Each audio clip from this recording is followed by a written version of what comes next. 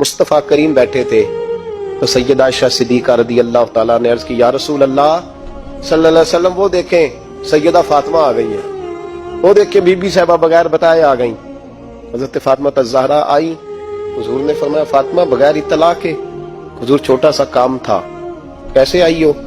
तो बीबी साहिबा ने ना, औरतों का पल्लू होता है ना चादर का, पल्लू खोला तो एक रोटी बंधी हुई थी, खोल के पेश की।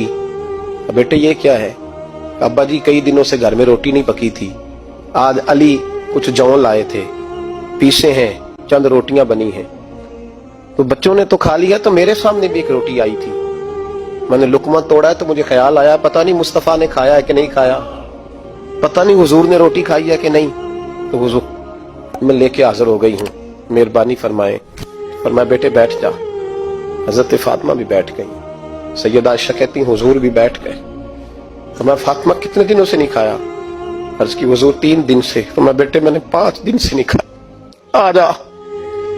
दोनों बाप बेटी मिल के खाते हैं। रोटी 2 हिस्सों में हुजूर ने बांटी। फरमाया चला जी तू खा, आदि मैं खाता हूँ।